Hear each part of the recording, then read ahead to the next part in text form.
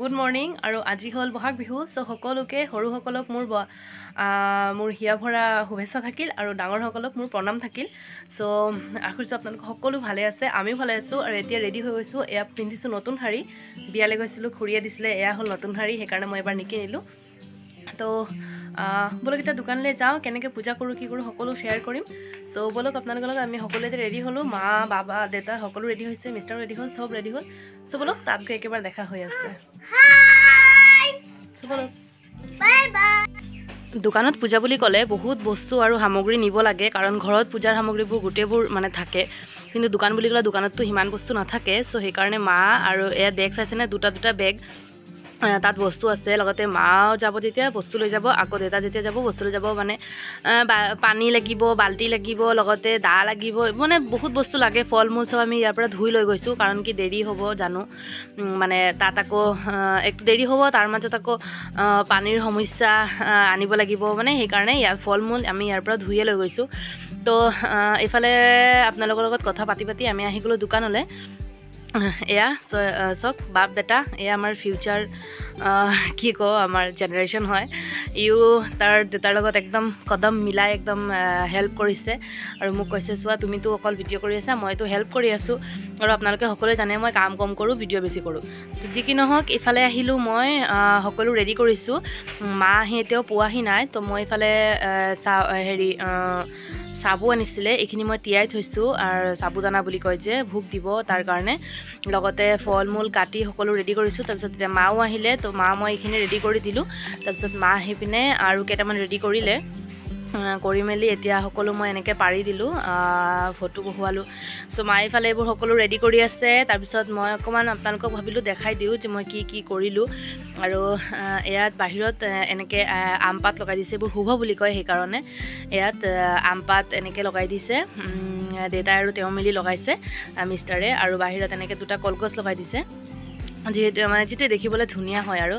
আমাৰ আশে পাশে দোকানবোৰ চাইছেনে বন্ধ আছে কাৰণ বিহুৰ কাৰণে বন্ধ কৰি দিছে আৰু আমাৰ যিহেতু ফাৰ্মাচী হয় সেইটো আৰু যি হ'লেও বন্ধ কৰিব নোৱাৰি চ' কাৰণ দৰৱৰ মানে জৰুৰত মানুহৰ থাকেই তো প্ৰয়োজনটো ডেইলি থাকে চ' অসম বন্ধ হ'লেও আমাৰ দোকানটো বন্ধ কৰিব নোৱাৰি তো উপায় নাই কি কৰিব মানুহৰ কাৰণেতো এনেকৈ কৰিব লাগিবই আৰু যিহেতু এইটোৱে আমাৰ ৰোজগাৰৰ মানে পথ হয় চ' সেইটো আৰু বন্ধ কৰিলেতো নহ'ব চ' সেইকাৰণে আমাৰ এইটো বন্ধ কৰা নহয় আৰু যিহেতু দোকানত আজি লক্ষী গণেশক পূজা কৰিব লাগিব চ' চবৰ নিয়মে বেলেগ বেলেগ হয় চ' আমাৰ যিহেতু বহাগ মাহৰ প্ৰথম দিনা দোকানত এনেকৈ লক্ষী গণেশক পূজা কৰি পিনে সেৱা কৰি তাৰ পাছতহে আমি সকলোবোৰ ঘৰত যাই মেলি তাৰপিছত আমি মাংস চাংস বনাম কিন্তু আজি দুপৰীয়া মই মাংস বনাব নোৱাৰিলোঁ তো কি কাৰণে কি হ'ল চাব সকলো আপোনালোকক দেখাম আৰু আপোনালোকে প্লিজ যিসকল নতুনকৈ আহিছে প্লিজ মোৰ চেনেলটো ছাবস্ক্ৰাইব কৰি দিব লগতে কাষত থকা বেল আইকনটো প্ৰেছ কৰি অল কৰিবলৈ একদমেই নাপাহৰিব যাতে মই দিয়া ভিডিঅ' ন'টিফিকেশ্যন আপোনালোকে পোনপ্ৰথমে পাই থাকে আৰু এইফালে হৈ গৈছে সকলোবোৰ ৰেডি চ' মই ভাবিলোঁ আপোনালোকক অকণমান দেখাই দিওঁ ইয়াত সকলোবোৰ ৰেডি কৰি ল'লোঁ আৰু চাকি তাকি মা সকলো জ্বলালে তো তাৰপাছত অকণমান দেৰি আমি পূজা কৰিম সকলোৱে পূজা কৰিলে আৰু মহা মানে যাবলৈ অকণমান অসুবিধাৰ কাৰণে মহা যাব নোৱাৰিলে এফালে মিষ্টাৰ আৰু দেউতাই মিলি পিনে নাৰিকল কাটি আছিলে তো আমি সকলোৱে মিলি অঞ্জলি দিলোঁ সকলোৱে পূজা টূজা কৰি মই আধা প্ৰসাদ খালোঁৱেই আৰু তেতিয়া মিষ্টাৰে কৈছে যে ভিডিঅ' নকৰিলা প্ৰসাদৰ তো সেইকাৰণে মই অকণমান প্ৰসাদৰ ভিডিঅ' কৰি ল'লোঁ তাৰপাছত দুজন এজন মানুহো আহি আছে আমাৰ ভণ্টিহঁতৰ ঘৰ একদম ওচৰতে আছে মোৰ পেহী ছোৱালী তো তাহাঁতে আহিছিলে তাই আহিছিলে তাই মানুহজন আহিছিলে লগতে শাহুমা তাৰ জা আছিলে সকলো আহিলে সকলোৱে প্ৰসাদ খালে মেলিলে সকলো আহিলে বুলি বহুত বেছি ভাল লাগিলে চ' এনেকৈ মানুহ আহি থাকিলে ভাল লাগে চ' তাৰপাছত মই 12টা মানত ঘৰত আহিলোঁ আহি মেলি দুপৰীয়া খানা পিনা খাই অকণমান ৰেষ্ট কৰি পিনে তাৰপিছত আমাৰ সন্ধিয়া আজি আমাৰ ঘৰত মানে চাহ খাবলৈ সকলোকে মাতিছিলোঁ চ' ভাবিলোঁ কি ৰেডি কৰিছোঁ আপোনালোকক সকলো দেখুৱাম আৰু তো দৈ চিৰা আমাৰ ঘৰত 3বাৰ খোৱা হয় মানে চ' সেইকাৰণে মই আপোনালোকক সকলোকে দেখাই দিছোঁ এইফালে চাহ উতলিলেই ৰেডি হৈ গৈছে তো আপোনালোকলৈও নিমন্ত্ৰণ থাকিল আপোনালোকো আহিব তো এইফালে হৈ গ'ল মই এতিয়া ৰাতিৰ যোগাৰ কৰিছোঁ আৰু এতিয়া 8:30 বাজি প্ৰায় পাৰ হৈ গৈছে মোৰ দেৰি হ'ল এইফালে বাসমতি ৰাইচ অকণমান আনিছিলে আৰু এনেকৈ উৎসৱ পাৰ্বণ বুলি ক'লে কিবা এটা স্পেচিয়েল নাখালে অকণমান ভাল নালাগে চ' সেইকাৰণে মই ভাবিলোঁ তেনেকৈ নোৱাৰোঁ তথাপিও যেনেকৈ পাৰোঁ মই ভাবোঁ মানে অকণমান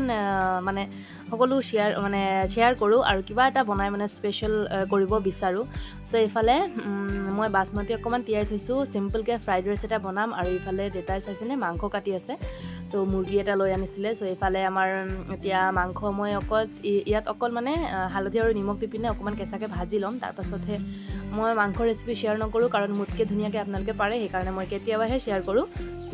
তো এইফালে আলু মই এক্সট্ৰাকৈ বইল কৰি লৈছোঁ কাৰণ মিষ্টাৰ কাৰণে মই এনেকৈ বইল এনেকৈ মানে মাংসত দিব নোৱাৰোঁ আৰু এক্সট্ৰাকৈ বইল কৰি পিনে ভাজি লৈছোঁ এতিয়া এক্সট্ৰাকৈ এনেকৈ টেষ্টটো বহুত বেছি বেলেগ হয় আৰু ভাল লাগে খাই তো আপোনালোকে যদি এনেকৈ আলু ভাজি নিদিয়ে এনেকৈ আলু ভাজি দি চাব আৰু যিসকলে দিয়ে সেইসকলে জানেই এনেকৈ দিলে টেষ্টটো কিমান বেলেগ হয় তো চিম্পুলকৈ ফ্ৰাইড ৰাইচ এটা বনাম আৰু লগতে চিকেন কষা চ' বেছিকৈ জোল নিদিওঁ আৰু যিহেতু মানে এনেকৈ পোলাওৰ লগত অকণমান জোল নাথাকিলেও ভাল নালাগে সেইকাৰণে মই জাষ্ট দিম নিদিয়া নহয় কিন্তু একদম মানে তেনেকৈ নিদিওঁ একদম বেছিকৈ জোল নিদিওঁ তো এইফালে মোক চাইছেনে চিম্পলকৈ ফ্ৰাইড ৰাইচ অকল গাজৰ দি পিনে মই ফ্ৰাইড ৰাইচ বনাইছোঁ কাৰণ বিন নাছিলে আৰু হঠাতে প্লেনিং হ'ল মই হঠাতে ফোন কৰি ক'লোঁ যেনেকৈ যদি পুৱা এনেকৈ লৈ আহিবা যদি পাৰোঁতো বনাম তো লৈ আনিলে বুলি তো বনাই দিলোঁ আৰু কমকৈ হৈছিলে একদম চবৰে ইমানে মানে জোখৰ হ'ল আৰু মানে অকণমানো নাবাছিলে আৰু কিন্তু এইবোৰ বস্তু এনেকৈ ভাল লাগে অকণমান খাই লাগে মানে পাছত আকৌ খাম এনেকৈ লাগে কিন্তু অকণমান খালেই পেট ভৰি যায় তাৰপাছত মোৰ ইফালে চাইছে মছলা দি পিনে সকলো ৰেডি হৈ গৈছে মই ইয়াত আদা নহৰু সকলো দিলোঁ দি পিনে এতিয়া আলুখিনিও মই ইয়াত দি দিলোঁ আলুখিনি যিহেতু ভজাই আছিলে কিন্তু মছলাখিনি অকণমান আলুৰ ভিতৰত নোসোমালে ভাল নালাগে আৰু আমাৰ ঘৰৰ মাংসৰ আলু অকল মই খাওঁ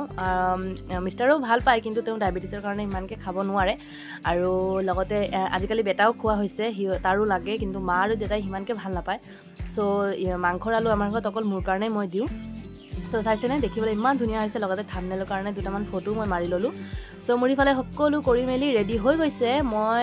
থালত সকলো বাকিলোঁ এয়া চাইছেনে গোটেইখিনি একদম ৰেডি হৈ গৈছে আমাৰ পাঁচজন কাৰণে গোটেইখিনি ৰেডি হৈ গৈছে মোৰ কাৰণে দেউতাৰ কাৰণে বেটা তাৰপিছত ইয়াত মই এতিয়া মাংস সকলো কাৰণে লৈ লৈছোঁ এনেকৈ তিয়াৰ পৰ্বণতে হয় যে একেলগে কৰি মানে একেলগে খোৱা মেলা আৰু মা যিহেতু এনেকৈ হাত দি থকা মাংস খাব নোৱাৰে চ' মাৰ কাৰণে মই এনেকৈ এক্সট্ৰাকৈ বাছি ওলাই লৈছোঁ লগতে এক টুকুৰা আলু দি দিছোঁ কাৰণ ভাল লাগে তেনেকৈ খাই চ' that is for today guys দেখা হ'ব নেক্সট